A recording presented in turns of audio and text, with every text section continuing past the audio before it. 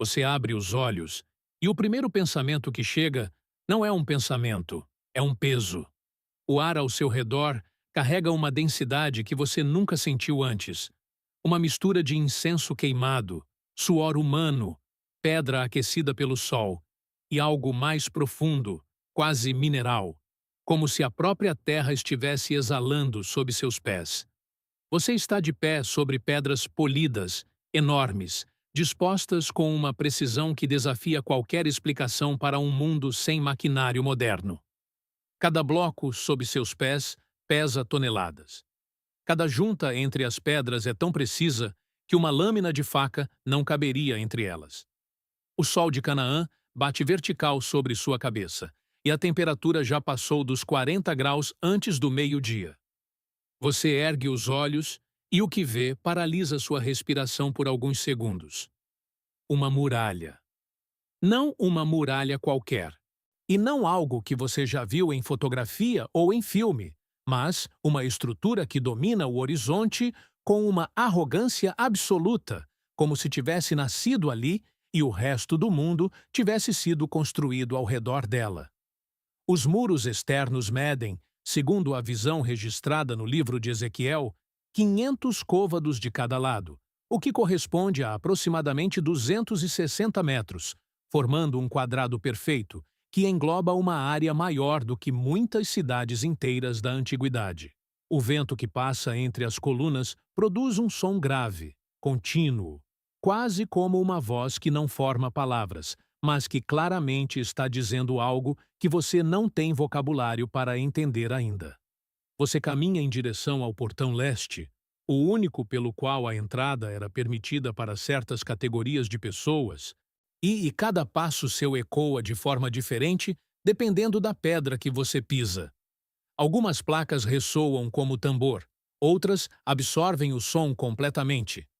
Os estudiosos que analisaram o texto de Ezequiel nos capítulos 40 ao 48, especialmente pesquisadores como Daniel Block e John Wevers, que dedicaram décadas ao estudo desse texto, apontam que a descrição arquitetônica desse templo é tecnicamente coerente e detalhada a ponto de ter sido usada como base para projetos arquitetônicos reais por séculos. O profeta Ezequiel recebeu essa visão durante o exílio babilônico, por volta de 573 antes da Era Comum, e a descreveu com a precisão de alguém que estava sendo conduzido por um guia que media cada parede, cada câmara, cada degrau. Você sente que está dentro dessa visão agora. O portão leste à sua frente tem câmaras laterais, e 3 de cada lado, e uma varanda ao fundo com pilares que sustentam um teto que bloqueia o sol de forma tão eficiente que, ao cruzar o limiar, você sente a temperatura cair quase imediatamente. O chão dentro do portão é diferente, mais liso, e há um canal raso esculpido na pedra que escorre água em direção ao exterior. Água que vem de algum lugar mais interno do complexo e que carrega consigo um odor levemente metálico que você logo entenderá. O complexo do templo visionado por Ezequiel é organizado em 3 pátios concêntricos, cada um mais elevado que o anterior, e cada transição de nível é marcada por degraus, por portões monumentais e por uma mudança perceptível na qualidade do ar. O pátio externo é o mais vasto, com uma área que comportaria facilmente toda uma aldeia da antiguidade. Há câmaras ao longo de todo o perímetro interno das muralhas, 30 câmaras, segundo o texto, usadas para refeições rituais, para armazenamento e para os levitas que serviam o templo. O chão desse pátio externo é de pedra pavimentada, e você ouve o som de sandálias batendo nele em diferentes ritmos e intensidades, porque há pessoas aqui, sacerdotes se movendo com um propósito específico, serventes carregando recipientes, homens curvados em trabalho silencioso. Ninguém fala alto. Há uma contenção no comportamento de cada pessoa aqui que você percebe imediatamente como algo imposto não por regra escrita, mas por ambiente, pela arquitetura em si, que parece reduzir o ser humano à sua proporção real diante de algo muito maior. Então escreva nos comentários. Você acredita que o templo de Ezequiel será algum dia construído literalmente? Ou você acredita que ele representa algo simbólico e espiritual?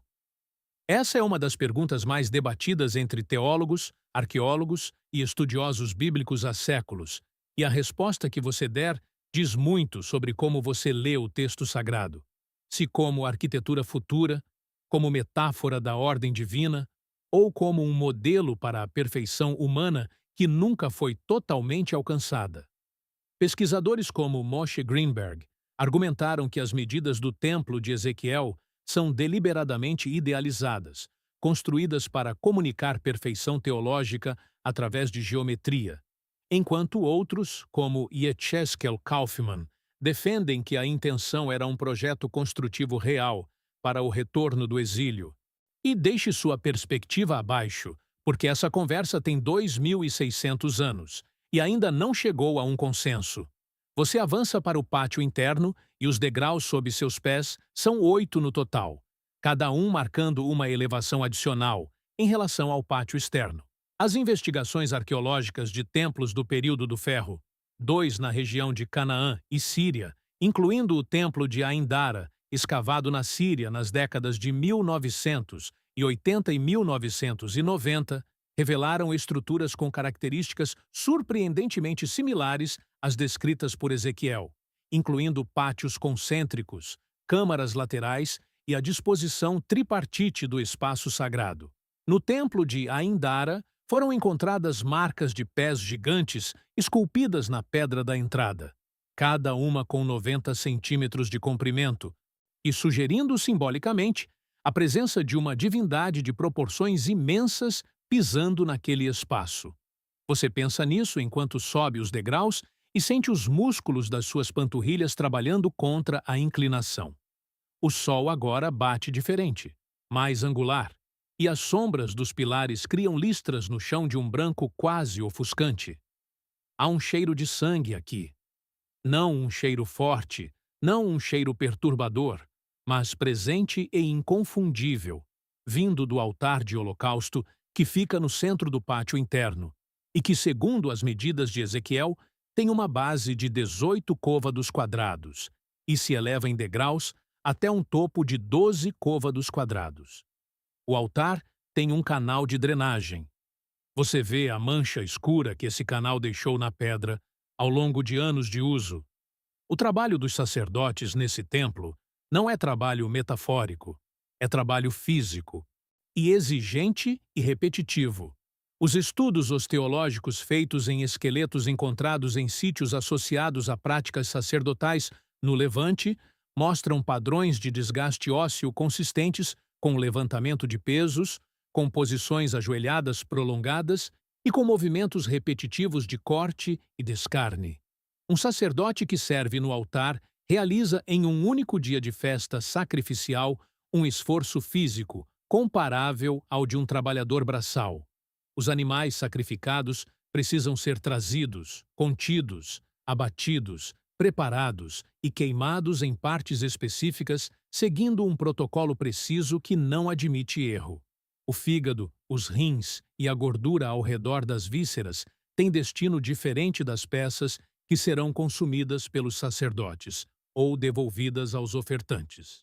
E há um vocabulário técnico inteiro para esse processo, e os sacerdotes que servem nesse templo o conhecem de memória desde a infância, tendo aprendido com seus pais, que aprenderam com os avós em uma cadeia de transmissão oral que vai muito além da escrita.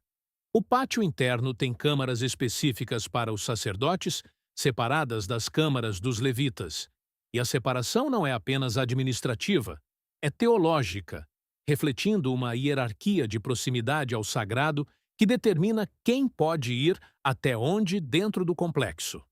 A medicina desse mundo é uma mistura de observação clínica real e de intervenção sobrenatural, que não tem fronteira clara entre os dois territórios.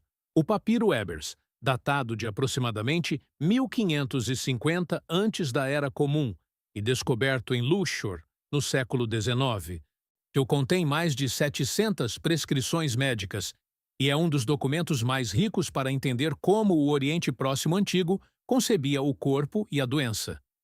Nele, há tratamentos para parasitas intestinais, que eram endêmicos em toda a população que bebia água de fontes abertas, com receitas baseadas em tâmaras fermentadas, mel e plantas com propriedades vermífugas reais que pesquisadores modernos confirmaram ter alguma eficácia. Mas há também encantamentos que precisam ser recitados durante a aplicação do remédio, porque a doença não era vista como puramente física. Era vista como desequilíbrio entre o corpo, o mundo espiritual e as ações do próprio doente. Um sacerdote doente nesse templo seria atendido por alguém que combinava o que hoje chamaríamos de médico com o que chamaríamos de sacerdote. E o diagnóstico envolveria observação de sintomas, a consulta de textos e interpretação de sinais. A febre era tratada com compressas de água e ervas. Infecções dentárias, que eram devastadoras nessa época porque o consumo de grãos processados em mós de pedra deixava resíduos de sílica no alimento que destruía o esmalte dental, eram tratadas com aplicações de substâncias que incluíam mel, cera de abelha e, em alguns casos, minerais, como o cobre, que tem propriedades antibacterianas reais. Análises de múmias e esqueletos do período mostram que praticamente nenhum adulto que viveu além dos 30 anos tinha dentição intacta. Os perigos ambientais desse mundo não são abstratos. O rio que você vê na visão de Ezequiel no capítulo 47, fluindo do limiar do templo para o leste e crescendo progressivamente até se tornar um rio que não pode ser atravessado. Esse rio, no mundo real, seria um vetor de doenças em qualquer época pré-moderna. Esquistossomose, causada por parasitas que vivem em águas paradas ou de fluxo lento e que penetram pela pele, era endêmica em toda a região. Estudos paleoparasitológicos feitos em sedimentos de fossas e em conteúdo intestinal de múmias israelitas e judaicas identificaram ovos de Trichuris tritiura, Ascaris lumbricoides e Taenia, todos parasitas intestinais que causam desde desnutrição crônica até obstrução intestinal fatal. Cobras eram um perigo real nas fendas das pedras. Escorpiões habitavam qualquer espaço escuro. A malária era endêmica nas regiões baixas. E o calor, acima de tudo, o calor era uma força constante e implacável que desidratava, que supurava ferimentos que em outra temperatura cicatrizariam e que transformava alimentos em veneno questão de horas. A justiça nesse mundo era administrada nos portões das cidades e dos templos, e Ezequiel, em outros capítulos do seu livro, é explícito ao condenar a corrupção dos juízes que aceitavam suborno, que exploravam o estrangeiro, a viúva e o órfão. Os textos do Antigo Testamento e as descobertas arqueológicas de documentos legais, como os papiros de Elefantina, escritos por uma comunidade judaica no Egito, no século V antes da Era Comum, mostram que havia um sistema legal funcional com contratos, testemunhas, penalidades e apelos. Punições por crimes graves incluíam açoite, mutilação e morte por apedrejamento para crimes específicos.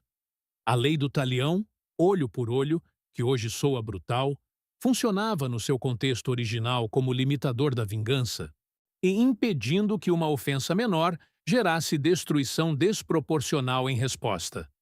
A morte nesse mundo chegava cedo e chegava com frequência.